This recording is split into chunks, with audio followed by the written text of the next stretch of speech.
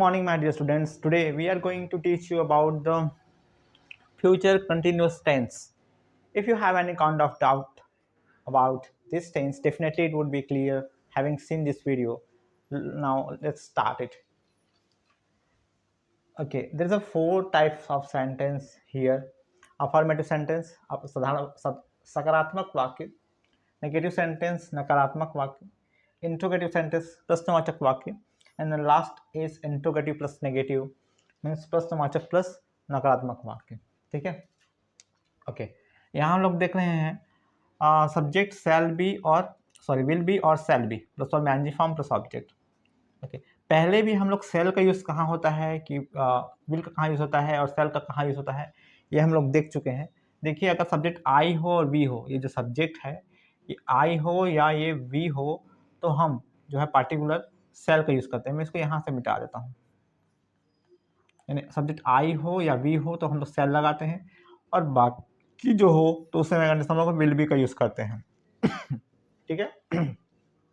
तो आई है तो हम लोग सेल भी बोलेंगे, यू है तो विल भी बोलेंगे. ठीक.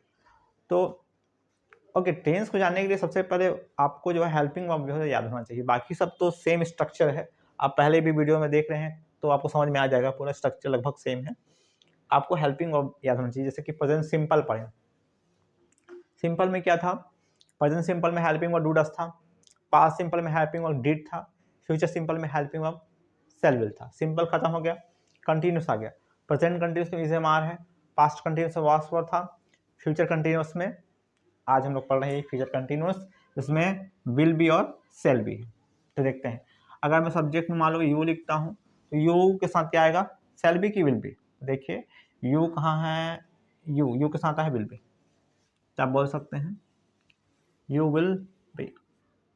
और एक और बात, स्पोकन की नज़र में या जब हम बात करते हैं इंग्लिश में, उसमें आप सेल भी बोलें विल भी बोलें, that is no any kind of problem. You can also use shall be in place of will be during talking और स्पीकिंग एनीथिंग. तो you will be teaching, TEACHING, you will be teaching, तुम पढ़ा रहे होगे. कैसे पता चला? ये इसका पहचान है रहा होगा. तुम पढ़ा रहे होगे, you will be teaching. Object में आएगा इंग्लिश, तुम इंग्लिश पढ़ा रहे होगे. तुम इंग्लिश नहीं पढ़ा रहे हो बोलना है तो क्या बोलेंगे? You will not be teaching. Object में फिर से English, you will not be teaching English, तुम इंग्लिश जो है नहीं पढ़ा रहे होगे. और इंट्रोगेटिव में क्या तुम इंग्लिश पढ़ा रहे हो क्या होगा? तो सामने यहाँ पर लिखा है will you B teaching English, क्या तुम इंग्लिश पढ़ा रहे होगे. लास्ट है क्या तुम इंग्लिश नहीं पढ़ा रहे होगे, क्या हो जाएगा? Will you not be teaching English. ठीक. नेक्स्ट देख लीजिए. आई विल बी, स्पीकिंग में आई विल भी बोल सकते हो या सेल भी बोल सकते हो. आई सेल बी टीचिंग, मैं पढ़ा रहा होऊंगा. आई, अब यहाँ पर देखिए मैं सेल को नहीं लिखा हूँ, तो सेल को इसने लिखा क्योंकि आपको तो खैर ये बात क्लियर ही होगा कि subject plus will not B बोलो, या यहाँ पर चाहो तो आप बोल सकते हो सेल नॉट बी. ठीक. तो आई विल नॉट बी टीचिंग भी सही है, आई सेल नॉट बी टीचिंग भी सही है स्पोकन की नज़र में.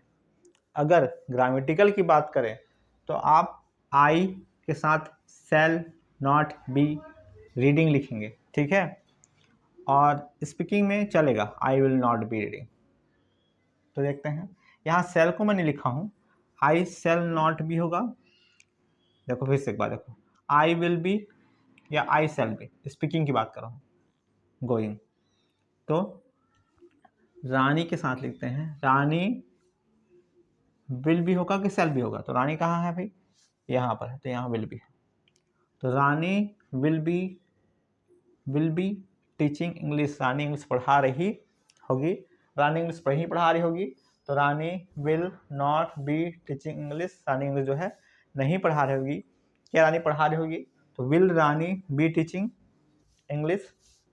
और क्या रानी इंग्लिश नहीं पढ़ा रही होगी? Will Rani not be teaching English. Okay, I think I have given some exercises or a sentence which can clear you. Okay, now again मैं सोच रहा हूँगा तो आई विल बी थिंकिंग बोल सकते हो, आई शैल बी थिंकिंग भी बोल सकते हो if you talk about the speaking. और if you talk about the writing you just need to use shall be I के साथ। मैं वैसे शैल यूज़ करता हूँ, विल यूज़ करता हूँ इन स्पीकिंग।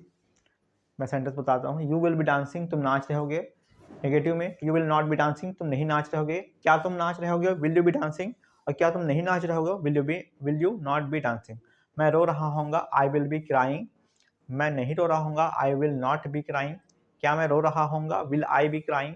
और क्या मैं नहीं रो रहा हूँगा? Will I not be crying. ठीक है, वो सोच रही होगी, सी विल बी थिंकिंग। वो नहीं सोच रही होगी, she will not be thinking. क्या वो सोच रही होगी? Will she be thinking. क्या वो नहीं सोच रही होगी? Will she not be thinking. Okay, शायद तक मैं थोड़ा मिस्टेक कर दिया, फिर से बोल देता हूँ। ओके, मैं मूवी देख रहा हूँगा तो क्या हो जाएगा? आई, मैं यहाँ आई यूज़ कर रहा हूँ। आई, आप आई के साथ लिखावट में आई के साथ सेल्फ यूज़ करना। मैं स्पीकिंग कर रहा हूँ तो मैं विल यूज़ करता हूँ। I will be watching movie, मैं मूवी देख रहा होऊंगा। मैं मूवी नहीं देख रहा हूँगा, I will not be watching movie. क्या मैं मूवी देख रहा हूँगा? Will I be watching movie. क्या मैं मूवी नहीं देख रहा हूँगा? Will I not be watching movie. Okay, now I think it has completed. If you have any kind of doubt for this, you can ask me on comment, and thank you for watching this video.